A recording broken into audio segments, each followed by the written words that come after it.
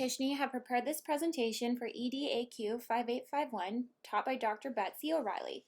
The study I selected was the best fit for my collaborative topic, parent-teacher involvement with kindergartners with special needs, which will be presented with a discussion of how the participants were selected, the methodology the researcher employed, the methods the researcher utilized to gather data, results, discussion, and implications of this study.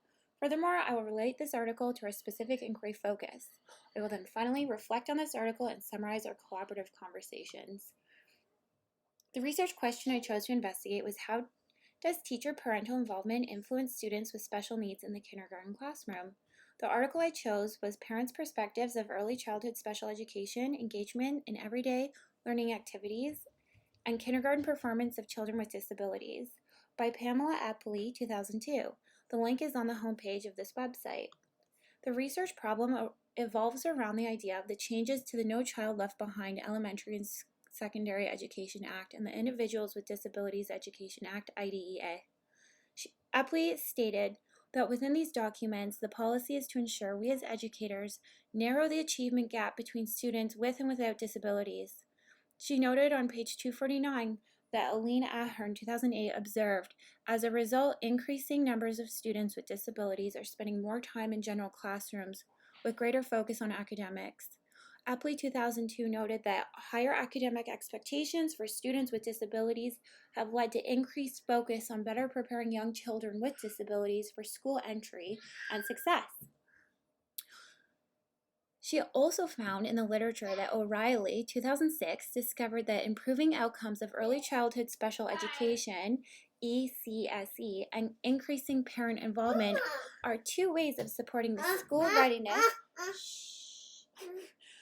and academic performance of young children with disabilities.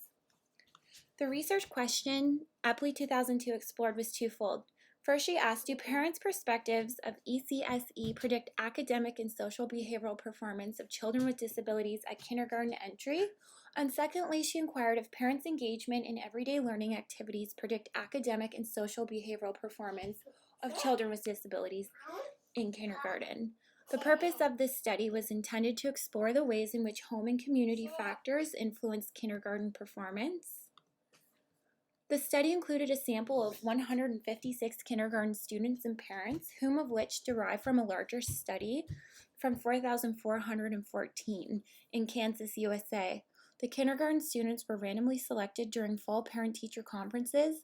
However, these students identified with a disability or had an individual education plan and also received at least one Part B ECSE service in the 12 months prior to the kindergarten entry. There was also 126 kindergarten teachers, and the students were dispersed in 90 schools. The process of gathering data took a few months, started in late September to mid-November, which was gathered by the teachers. This quantitative project utilized descriptive statistics with the use of a survey that was either emailed or physically mailed to all participants. SNAP survey software and SPSS were employed for data analysis. In the methodology section of this quantitative paper, there were 4 variables that will be discussed further in the synopsis. Epley 2002 researched, firstly, engagement in everyday learning activities. The second variable was parents' perspective of ECSE services. The third variable was academic and social behavioral skills, and the fourth was child and family characteristics. The first variable is the only one I'm going to discuss right now. The parental engagement in everyday learning variable asked parents the following frequency questions on a 5-point scale that ranged from 1 never to 5 daily. How often did parents A, read to their children, B, took their children to a community learning activity center, for example, like the museum, library, or zoo, C, taught their children a sport or attended a sporting event, and D, the frequency with which their children read or pretended to read to someone. So this can all be found on page 253. I suggest if you want to know more about the variables, you can look on OWL at my synopsis or just read the article. Next, according to Epley 2002, almost half of the parents in this study, specifically 49.4%, reportedly engaged in everyday learning activities with their children weekly or daily. She found that out of the parents, 57.1% reported positive outcomes of ECSE services, indicating that ECSE met their needs very well. However, there was a large number of parents, 40.1%, whom of which reported that ECSE somewhat met their needs, whereas 2.6% reported that ECSE did not meet their needs. Even still, that is 2/3 of parents, which therefore are satisfied with the ECSE services their child received. Interestingly, she discovered that when parents have positive relationships with ECSE providers, they may experience greater overall satisfactions with services. That can be found on page 259. This means it is so important to have positive relationships with all the parents in your classrooms. I personally have difficulties with this because I find so many parents are busy at work, it's hard to find the time to connect with them.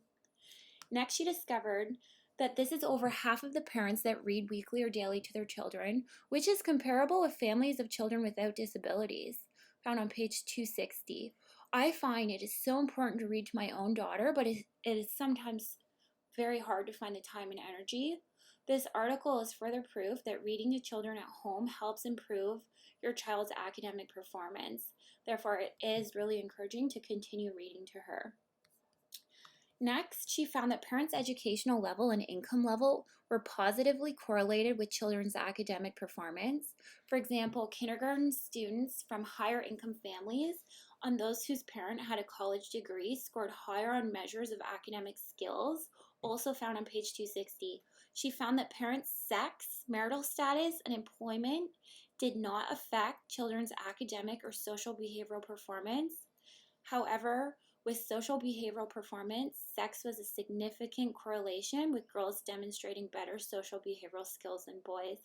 This is honestly a relief to me as I am a single mom, and this was right from the gate a huge problem. I've always been concerned about my daughter's educational performance, given that she comes from two different homes, and knowing that it makes no difference is a big sign of relief for me. Anyway, these results are important because practitioners as well as parents often overlook the value and importance of everyday learning since it is not formalized. The implications and conclusions of this study are geared towards practitioners and policymakers. I have outlined 5 key results that I think are beneficial for practitioners like you to take away from Epley's 2002 paper. The first one is it relates to the positive relationship between parents' engagement in everyday learning activities during their children's preschool years and academic and social behavioral skills in kindergarten. She discusses that ECSE teachers can support positive outcomes for children and families by identifying, acknowledging, and supporting families' everyday learning activities. To identify everyday learning activities that are already occurring, practitioners should engage families in conversations about their daily routines and rituals, as well as their preferred family activities. Practitioners should acknowledge and reinforce the everyday learning opportunities families are providing and collaborate with families to find additional learning opportunities that are meaningful and relevant for each family. Lastly, for this, identify potential barriers to parent engagement in everyday learning activities. So the next implication of this study, they're based on parents' perspectives of ECSE services. Epley 2002 explained that how well ECSE services met their families' needs was positively associated with children's academic and social behavior skills in kindergarten. Therefore, she states that practitioners can improve the extent to which ECSE supports and services meet families' perceived needs by identifying, monitoring, and assessing families' needs throughout their participation with ECSE. This is one of the biggest things that we drew on when we were talking in our OWL about what can we do better as teachers to improve those. Anyways, so first I will relate and reflect on this article pertaining to our inquiry focus. I posed the question, how do teacher parental involvement influence students with special needs in the kindergarten classroom? I was hoping to find answers that led to positive and or negative perspectives from parents with kindergarten special education students, and what could be done to make any negative perspectives more beneficial for kindergarten special education students and their families. However, I really think that this could be an entirely new research topic, just having interviews with those parents. I've learned many answers to this question, though, through the investigation of this article.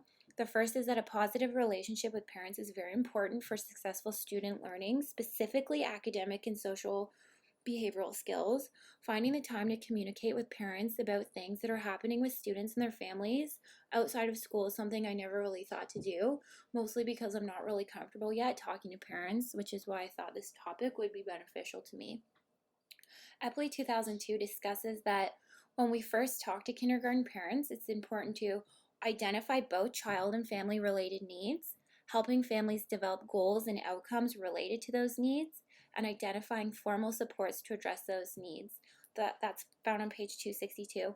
Honestly, at this stage in my career, as you guys know, I'm a supply teacher. I think I would be terrible at having these sorts of conversations with parents because I'm inexperienced with children with disabilities to start.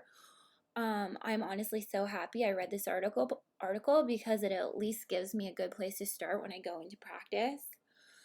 Epley also stated that ongoing conversations should address how families' needs are being met as well as new or additional needs. This is obviously great advice. However, I wonder how many practitioners actually have these conversations with parents, or if this is more of a resource teacher's position. I'm genuinely curious as to what my fellow teachers do in your own classroom and how often you would talk to parents about these types of personal issues. I am also very curious as to how you communicate with parents. I would spend so much time after class or on my breaks in my first LTO trying to call parents, even though most of them are at work and not available until after hours. So I was just wondering kind of what you guys recommended, and this is some of the answers that we came up with. So Taylor discussed the benefits of using the Seesaw app for parental communication and how it is sometimes easier than reaching out to a parent on the phone. There's the link right there if you guys haven't seen it. A lot of the time, everyone's saying that you're not really allowed to use Seesaw because of confidentiality, personal issues. But a lot of teachers I noticed still use this. Kelly suggested using a communication book with stickers and a sticky note for parental communication. So I've attached a free parent communication PDF binder if anyone's interested in downloading it. I got it free from TPT, but kind of looks like a good one. And if there's other people like me that don't really know where to start, I think it would be a good spot. So Jennifer discussed that if teachers have parent support and assistance at home, then in the long run, there's going to be more benefits for the child. She has her own personal experience growing up with a learning disability, and she said having her parents support her at home was a huge help in her academic success. She thinks that it's very crucial to begin at an early age and continue throughout the education career. I think that's nice to take away for anyone that might have difficulties communicating to parents. I think it was Taylor that said, like, you're also a new teacher, and sometimes the conversations can get awkward, but perhaps using that as a bridge would be helpful. Jessica finally stated that with the distance learning that have kind of come on board with COVID, that communication with parents has drastically increased for her. One thing that was really beneficial for her was sending out a survey using Google Forms to ask parents what their preferred contact was. This made it easier to contact families, so she didn't have to spend her breaks trying to call them up. She said some preferred email, others a combination of email or telephone. However, her preference is talking to them one-on-one if it's in the yard or on the phone, because tone is a huge it's really important when dealing with people so they can hear how concerned you may be. Anyway, these are the references that I used throughout this, and thank you for listening.